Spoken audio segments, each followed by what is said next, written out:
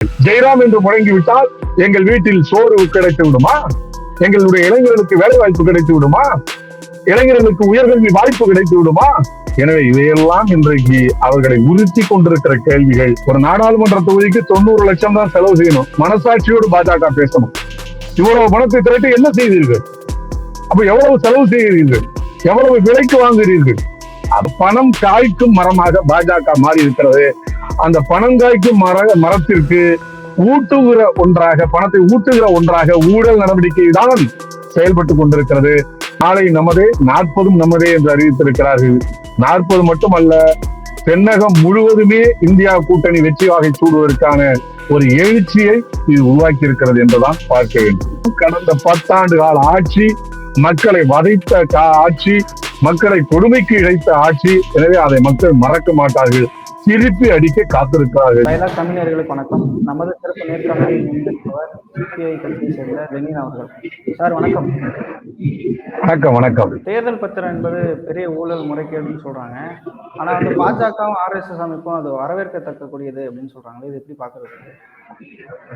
அதனாலதான் இந்தியா முழுக்க மக்கள் சந்தேக கண்ணோடு பாக்குறாங்க. ஒரு ஊழல் நடவடிக்கையை வரவேற்கத்தக்கதுன்னா இப்ப இதுகாரும் இவங்க என்ன செய்து கொண்டிருந்தார்கள் என்பதற்கு வெட்ட வெளிச்சமா இந்த பதிலே இன்னைக்கு நமக்கு ஒரு தெளிவை தந்திருக்கு. அதாவது வெறும் ஊழல் நடவடிக்கை மட்டும் இல்ல, இடி முத நாள் போய் ரைடு விட்டுச்சுன்னா அடுத்த மாதம் ஊட்டி பணம் கட்டுறான். அதுக்கப்புறம் அந்த வழக்குகள் வாபஸ் பெறப்படுகிறது.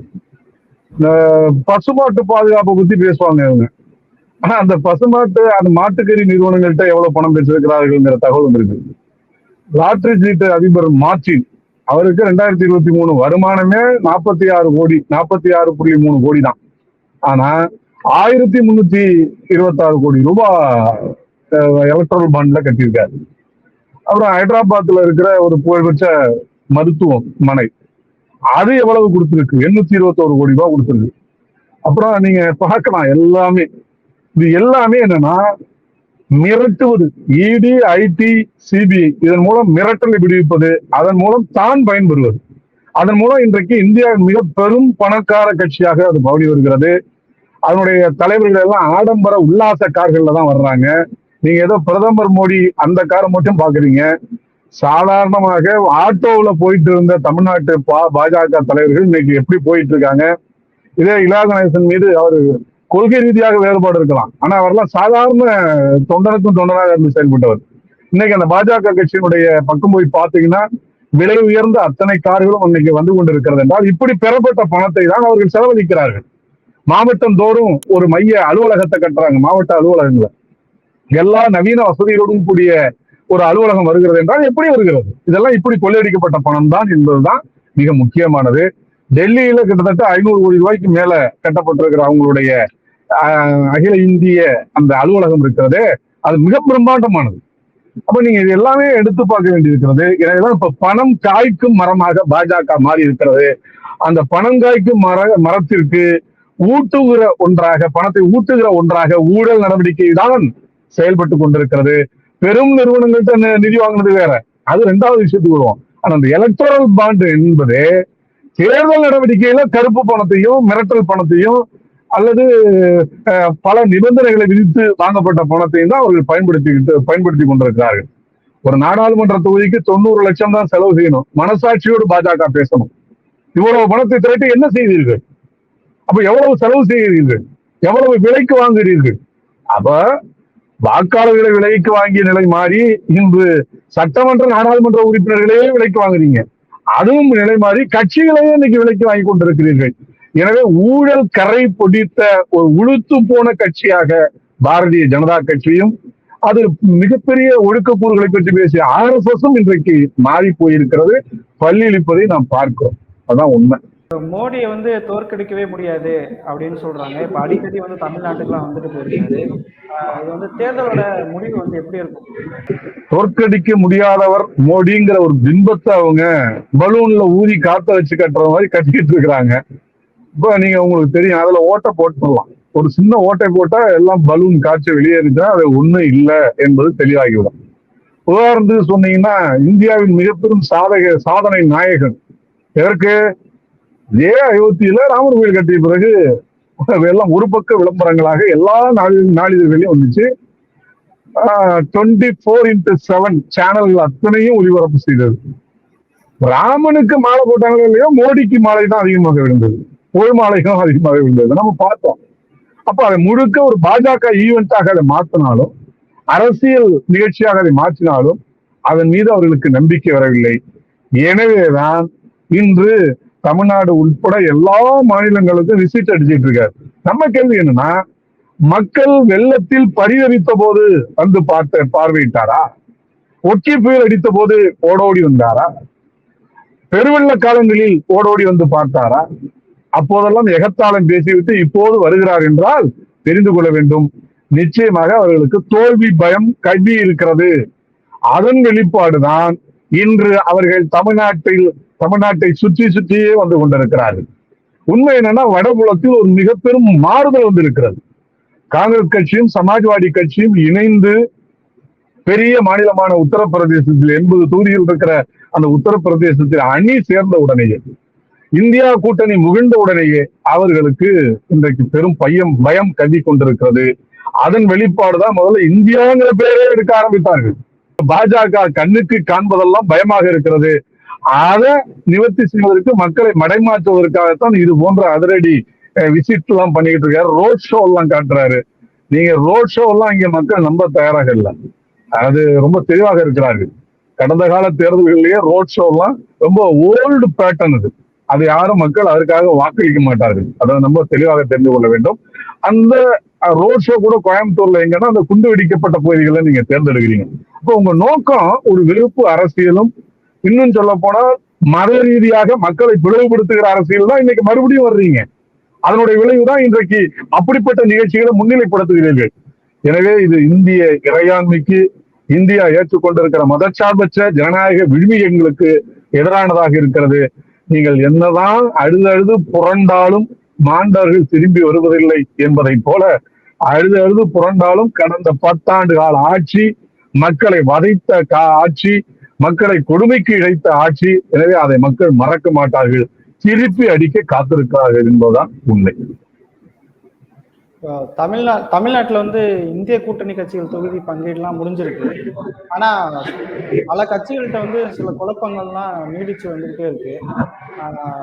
ஒரே நேரத்துல கட்சிகளோட பேச்சுவார்த்தை வந்து எப்படி புரிஞ்சுக்கிறது? அதாவது இந்தியா கூட்டணி இன்று நேற்றல்ல, உங்களுக்கு தெரியும், கடந்த 8 ஆண்டு காலமாக தொடர்ந்து ஒரு போராடும் அணியாக எதிர்கட்சியில மரியாதைக்குரிய மு.க. ஸ்டாலின் அவர்கள் இருந்த போதே தமிழ்நாட்டின் நலன், இந்திய நலன் இவையெல்லாம் ஒருங்கிணைத்து ஒரு மாற்றை உருவாக்க வேண்டும் என்ற நோக்கத்திற்காக இங்கே நாங்கள் உருவாக்கணும். இது ஒரு தேர்தல் காலத்தில் திடீரென்று மாறிய அணி சேர்க்கை அல்ல எங்களுடைய அணி சேர்க்கை. எனவே இது ஒரு கொள்கை வழியில் வந்திருக்கிற அணி சேர்க்கை. ஆனால் மறுபுறத்திலே இன்றைக்கு பாட்டாளி மக்கள் கட்சி இருக்கிறது. ஒரு பக்கம் அதிமுகவோடும் பேசிக் கொண்டிருக்கிறார்கள், பாஜகவோடும் பேசிக் கொண்டிருந்தார்கள். என்ன அந்த இரவு நடந்ததோ என்னவோ தெரியவில்லை. அந்த இரவு நடந்து முடிந்தவுடன் காலையிலேயே சென்று பார்த்தால் பாஜகவினுடைய கூட்டணியில் அங்கம் பெற்றதாக பாமக அறிவிக்கிறது. பிரதமர் ஆற தழுவி கட்டிப்பிடிக்கிறார். ஆனால் இதற்கு முன்பு இதே காணொலிகள் இன்றைக்கு வந்து கொண்டிருக்கிறது. மரியாதைக்குரிய டாக்டர் மருத்துவர் ராமதாஸ் அவர்கள் பாஜகவிற்கு எத்தனை மதிப்பெண் என்று கேட்டால் 0க்கு கீழே தான் தர முடியும் என்றார். இடஒதுக்கீடு என்று வருகிற போது சமூக நீதிக்கு எதிரான கட்சி என்றெல்லாம் குறிப்பிட்டிருக்கிறார்கள் கடந்த காலத்திலே.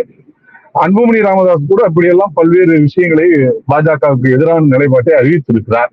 ஆனாலும் இப்போது எது அவர்களை இயக்கி இருக்கிறது, எது அவர்களை இணைத்திருக்கிறது என்கிற மிக பெரும் கேள்வி மக்கள் மத்தியிலே வந்திருக்கிறது.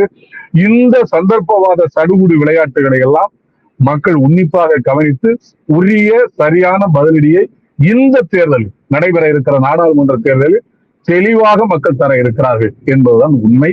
நிச்சயமாக சந்தர்ப்பவாதத்திற்கு ஒரு மிக பெரும் அடி விழும். இந்தியா கூட்டணி, திராவிட முன்னேற்ற கழக தலைமையிலான கூட்டணி ஒரு மகத்தான வெற்றி. நாளை நமதே, 40 நமதே என்று அறிவித்திருக்கிறார்கள். 40 மட்டுமல்ல, தென்னகம் முழுவதுமே இந்தியா கூட்டணி வெற்றி வாகை சூடுவதற்கான ஒரு எழுச்சியை இது உருவாக்கி இருக்கிறது என்றுதான் பார்க்க வேண்டும்.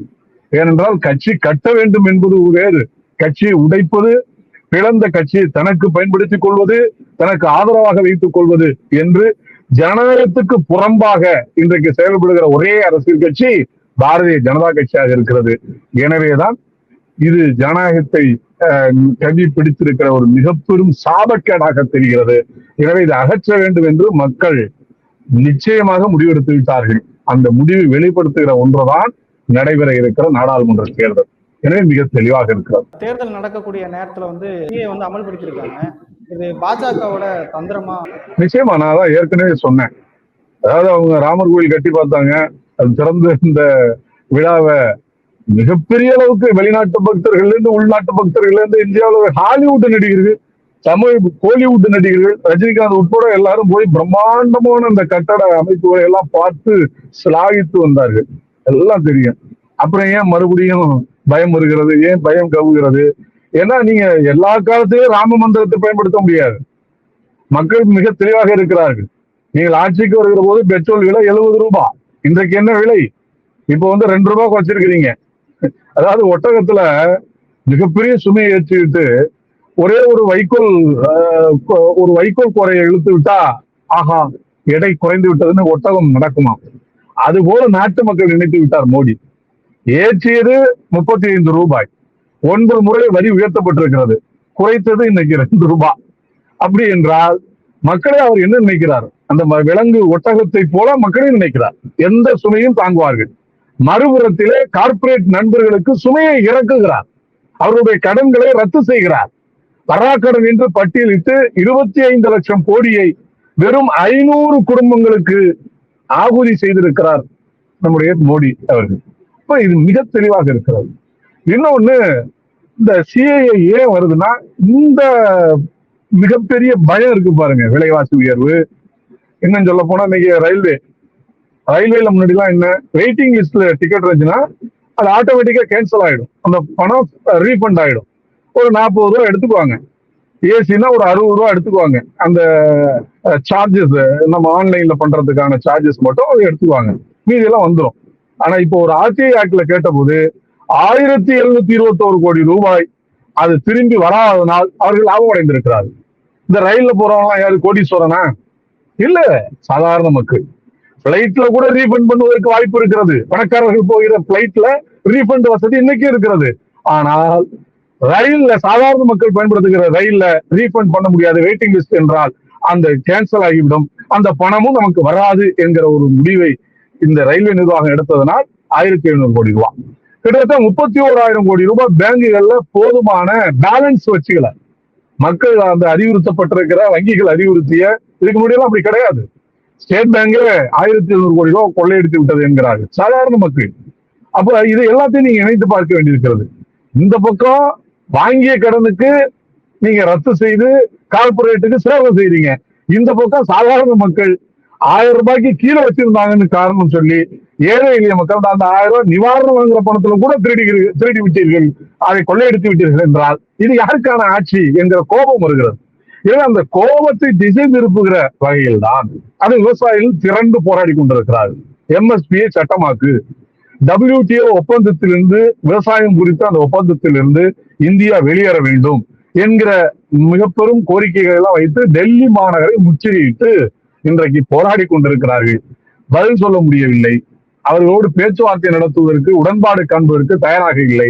எனவே இந்த பயம் ஆழமாக கல்விய காரணத்தால் தான் திடீரென்று 4 ஆண்டுகளுக்கு முன்பு கைவிட்டு அல்லது ஒத்தி வைத்த குடியுரிமை திருத்த சட்டத்தை இன்றைக்கு அமல்படுத்தியிருக்கிறார்கள். நம்முடைய கேள்வி என்ன, யாருனாலும் அகதியா வரலாம், அகதியை அகதியாக பார்க்க வேண்டும். அதில் என்ன இஸ்லாமிய அகதி என்றால் குடியுரிமை பெற முடியாது. இந்து அல்லது பௌத்தம் அல்லது சைனம் அல்லது சொராஷ்டிர மதம் அல்லது சீக்கிய மதம், இதெல்லாம் இந்து மதம்னு சொன்னாக்க எல்லாரும் கேலிக்குறி ஆக்கிடுவாங்கன்னு சொல்லி அதற்கு பக்கப்புறமாக சின்ன சின்ன மதங்களாக இருக்கிற இந்த மதங்கள் எல்லாம் இணைத்து இஸ்லாத்துக்கு எதிராக ஒரு நிலைப்பாட்டை தான் அறிவித்திருக்கிறார் இந்த சிஏஏல. குறிப்பாக சொன்னா இலங்கை தமிழர்களுக்கு அவர்கள் இந்துவாக இருந்தாலும் ரீயூனியன் ஒரு தீவு இருக்கிறது, அங்கே ஏராளமான தமிழர்கள் இருக்கிறாங்க. அவங்க இந்தியாவுக்கு வந்தா கூட அவர்கள் உரிமை பெறுவதற்கு, குடியுரிமை பெறுவதற்கு வாய்ப்பு இல்லை. மொரிஷியஸ் இருந்து தமிழர்கள் வந்தால் கூட குடியுரிமை பெறுவதற்கு வாய்ப்பு இல்லை. அவர்கள் இந்துக்களாக இருந்தாலும் தமிழர்கள் என்கிற அளவுகோலில் வருகிற காரணத்தால் அவர்கள் குடியுரிமை பெற முடியாது. ஆனால் ஆப்கானிஸ்தான், பாகிஸ்தான், பங்களாதேஷ் இந்த 3 நாடுகளிலிருந்து வந்தா அவர்கள் இந்துக்களோ அல்லது இந்துக்கள் அல்லாத சீக்கிய, ஜெயின, பௌத்த மதத்தை சார்ந்தவர்களோ உடனடியாக குடியுரிமை பெறலாம் என்று சொன்னால் இது மத ரீதியான பிளவா இல்லையா? இப்போது என்ன தேவை வந்திருக்கிறது? ஆனால் ஒரு செய்தி, கடந்த 10 ஆண்டுகளில் 40 லட்சம் பேர் இந்தியாவில் தங்களுடைய குடியுரிமையை ரத்து செய்துவிட்டு வெளிநாடுகளில் குடியுரிமை பெற்றிருக்கிறார்கள். கல்ஃப் நாடுகள் வரை குடியுரிமை பெற்றிருக்கிறார்கள். மத்திய கிழக்கு நாடுகள், ஐரோப்பிய நாடுகள், அமெரிக்கா, அதே போல கனடா போன்ற நாடு, ஆஸ்திரேலியா போன்ற நாடுகளில் 40 லட்சம் பேர் குடியுரிமை பெற்று சென்று கொண்டிருக்கிறார்கள். உங்களுடைய லட்சணம் அதிலே தெரிகிறதே. அப்புறம் இவர்களுக்கெல்லாம் அங்கே ஒரு கட்டுப்பாடு வைப்பார்களே. ஆனால் இது பெரும்பான்மை மதம், இந்து மதம், மத ரீதியாக துன்புறுத்தப்படவில்லை என்ற ஒற்றை வார்த்தையில் முடித்து விட்டார்கள் என்றால் என்ன ஆவது? ஏன் இதில் இவ்வளவு பெரிய கொடூரத்தை நீங்கள் நிகழ்த்த வேண்டும்? எனவே இஸ்லாமிய எதிர்ப்பு மதவெறி காரணங்களுக்காக, அரசியல் லாபத்திற்காக இது போன்ற நடவடிக்கைகளில் அவர்கள் ஈடுபடுகிறார்கள். அது தேர்தல் வருகிற காலத்தில் இப்போது அறிவித்திருக்கிறார்கள் என்றால் தேர்தலுக்கான ஒரு முன்னேற்பாடு தான். எப்படி புல்வாமா தாக்குதலை 2019 தேர்தலில் ஒரு அல்ட்ரா நேஷனலிசம், தடித்த தேசியவாதத்தை உருவாக்கி ராணுவத்திற்காக தாங்கள் நிற்பது போன்ற ஒரு பாசாங்கை செய்தார்களோ, இன்று வரை இந்த தாக்குதல் குறித்து எந்த ஆய்வும் மேற்கொள்ளவில்லை, நடவடிக்கை மேற்கொள்ளவில்லை. இன்று கூட ராணுவத்திற்கு என்ன நடக்கிறது? பென்ஷன் வாங்கக்கூடிய ராணுவத்தினர், அதாவது ஓய்வு பெற்ற ராணுவத்தினர் one pension one rank, one pension என்கிற அந்த முழக்கத்தை வைத்திருக்கிறார்கள். ஆட்சிக்கு வருகிற போது 2014 அவர் சொன்னார், இதை நான் வந்தால் உடனடியாக நிறைவேற்றுவேன் என்றார். 10 ஆண்டுகள் ஓடிவிட்டது. இன்னும் ஒன் ரேங்க் ஒன் பென்ஷன் என்கிற ஒரே தகுதியில் உள்ள ராணுவ முன்னாள் வீரர்களுக்கு ஒரே மாதிரியான பென்ஷன், ஒரே தொகை கொடுக்க வேண்டும். மிக நியாயமான கோரிக்கை, இன்று வரை அமல்படுத்தப்படவில்லையே. இப்படி எல்லாவற்றையும் எடுத்துக்கொண்டால் ஒவ்வொன்றிலும் தோல்விதான். சிறு குறுந்தொழில்கள் நசிந்து விட்டது. விவசாயம் வாழ்விழந்து போய்விட்டது. இன்னும் சொல்ல போனால் மிக முக்கியமாக சொல்கிறேன், தொழில்துறை முடங்கி போய்விட்டது. உற்பத்தி பாதித்து விட்டது. ஏதோ சேவைத்துறையும் கொஞ்சம் விவசாயத்தில் இன்றைக்கு ஈடுபடுகிற காரணத்தால் தான் கொஞ்சம் நாடு நகர்ந்து கொண்டிருக்கிறதே தவிர மற்றவை அனைத்தும் விற்பனைக்கு அனுப்பப்பட்டு விட்டது. பொதுத்துறை நிறுவனங்களை அடிமாட்டி விலைக்கு விற்கிறார்கள். வேலை வாய்ப்பற்ற ஒரு தன்மையை தான் கடந்த 45 ஆண்டுகளுக்கு பிறகு மிகப்பெரிய வேலையில்லா திண்டாட்டத்தை இன்றைக்கு நாடு எதிர்கொண்டிருக்கிறது. இளைஞர்களுக்கு வேலை வாய்ப்பை கேட்டால் அதற்கு பதிலளிக்க நீங்கள் தயாராக இல்லை. ஆனால் குடியுரிமை திட்டத்தை தருகிறீர்கள், ராமர் நாமத்தை தருகிறீர்கள். ஜெயராம் என்று முழங்கிவிட்டால் எங்கள் வீட்டில் சோறு கிடைத்து விடுமா? எங்களுடைய இளைஞர்களுக்கு வேலை வாய்ப்பு கிடைத்து விடுமா?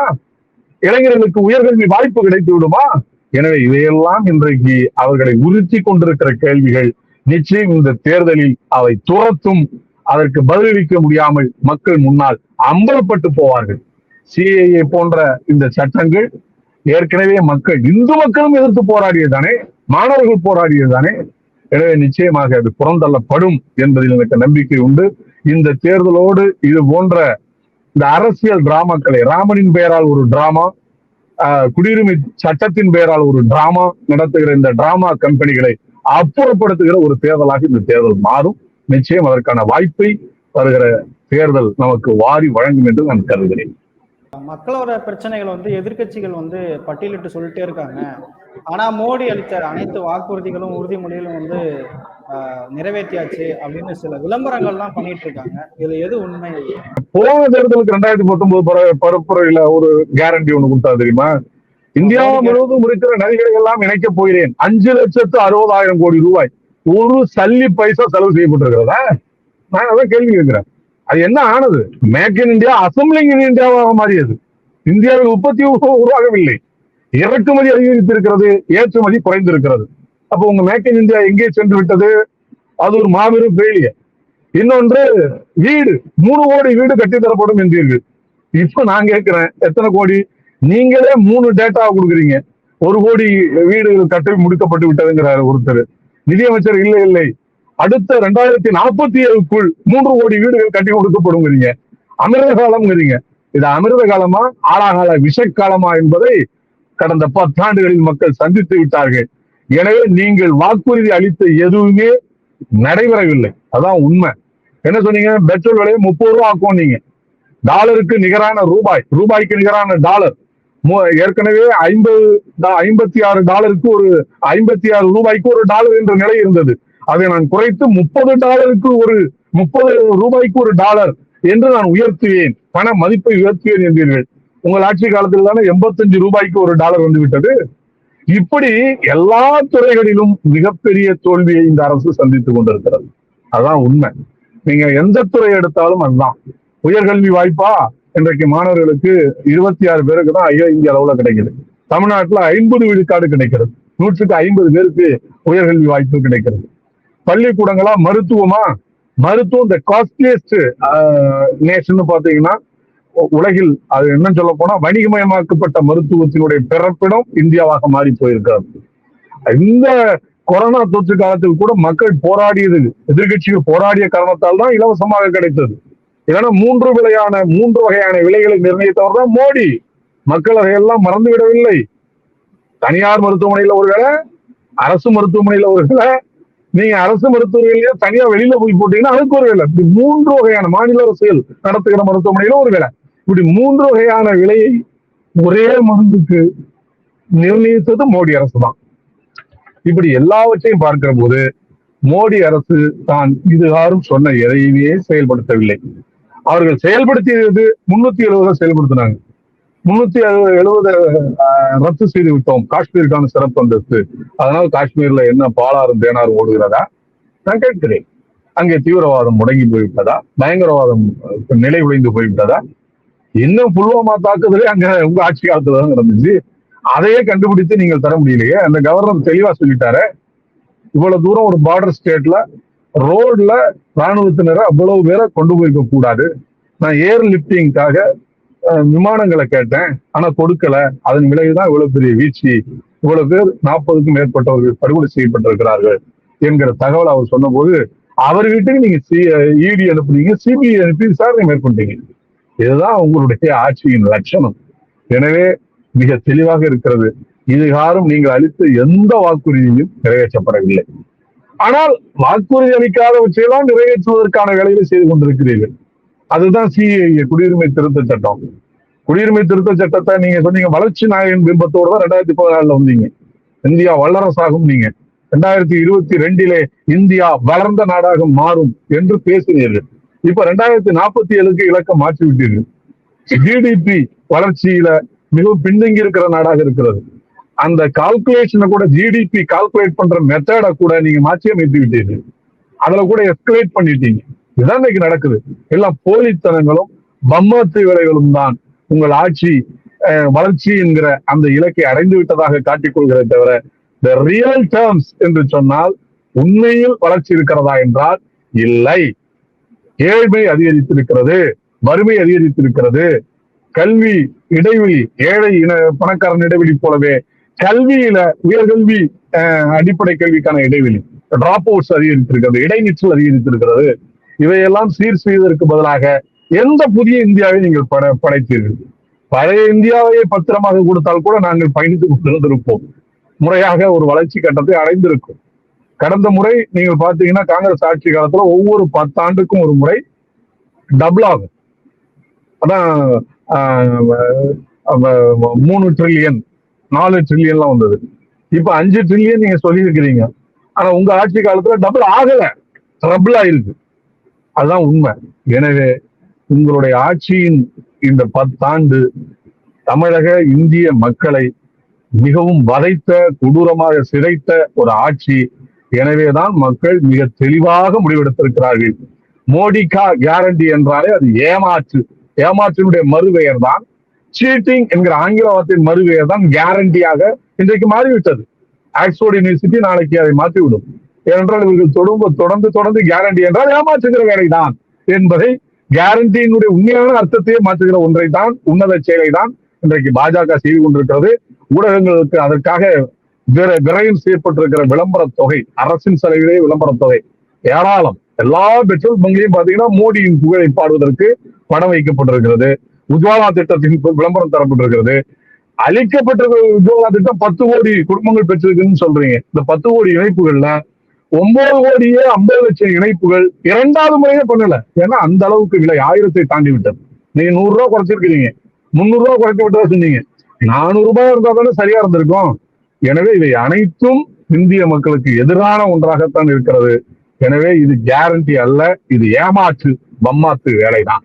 இவ்வளவு நேரம் உங்க நேரத்தை ஒதுக்கி பல கருத்துக்களை தெரிவிச்சதுக்கு நன்றி சார். மிக்க மகிழ்ச்சி, நன்றி.